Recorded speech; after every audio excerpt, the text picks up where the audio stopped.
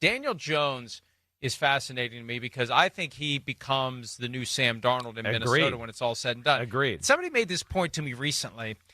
And look, I think the Vikings were indeed considering the possibility, based upon how poorly things went in Week 18. They were considering the possibility if they managed to win the wild card game and Darnold didn't snap out of it, they might have pivoted to Jones for the divisional round. We reported that at the time. There was a belief that could happen. Something caused Daniel Jones to give up his spot on the practice squad, which would have made him already available. He gave up very late in the game his practice squad spot and took a spot on the roster, which made him, once the roster locked at the end of the season, he's stuck until the first day of free agency. If he had stayed on the practice squad, Chris, if he had ended the season as a member of the practice squad, he could have already signed by now. Yeah. He would have had a 2-month head start on the market, and he could have plotted it all out, negotiated it, taken his time, taken visits, and I think that it makes sense in hindsight because there was this vague possibility after Week 18 that he was actually going to play in the playoffs. But think about it. How are you ever going to win a playoff game if your quarterback isn't playing at a high level? Yeah.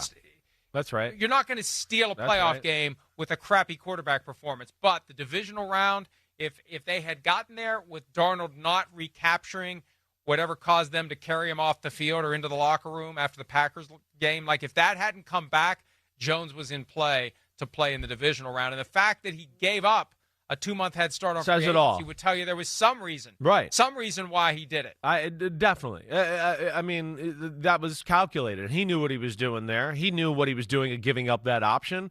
He knew he was in a spot where, and I don't think I talked to him on the pregame field against the Lions when we were there. You could tell, I'm a part of something really cool here with Kevin O'Connell and how they teach this offense. I like it here. And they got talent, too. So I think he looked at it and went, wait, I'm in a good spot, and there's a good chance Sam Darnold's not here next year. And J.J. McCarthy hasn't done jack diddly squat, and I'm more talented than people realize.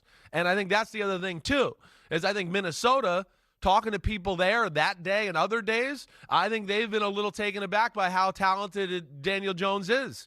Like Daniel Jones, like you said, could be that next Baker, Mayfield, or Sam Darnold. Yeah, he was around shit, so he looked a little shitty for a little while. That's what happens when you're with the New York Giants as of late.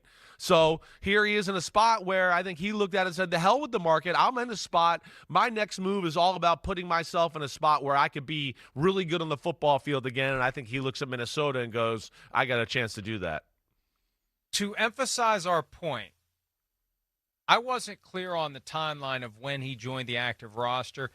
He joined the active roster for the first time on the Thursday before the playoff game, not Week 18. So think about this. He's got a 2-month head start on free agency if he just sits tight on the practice squad. This is it. No thanks, Vikes. I don't want a playoff game check, a wild card game check. That's nothing. That's not even a regular season game check. It's peanuts. I don't want that. I want to be able to go sign wherever I want to sign. I want to have a head start on all the quarterback carousel. He gave that up. Well, what'd you give that up for? Not for a potential playoff check for winning the wild card game. That's for damn sure. So I think that, because I had, no matter any time you report anything that's remotely beyond the tight boundaries of mainstream, people are like, oh, you're making shit up. This proves that there was a bigger play here for him to give up the flexibility of the practice squad for a roster spot 4 days before they lost to the Rams in the wild card round. Yeah, no, I listen, you heard the things that I also heard similar things to that nature. So, and they obviously like him. And you don't need to be in rocket science to figure out they like him. I mean, we've asked Kevin O'Connell. We've seen the way his eyes light up about Daniel Jones. And, again, I heard nothing but good things from the rest of that crew out there, just talking to them a little bit. So we'll see where it goes, but certainly wouldn't surprise me if he has a resurgence to his career. That's another interesting thing to look at here in the offseason.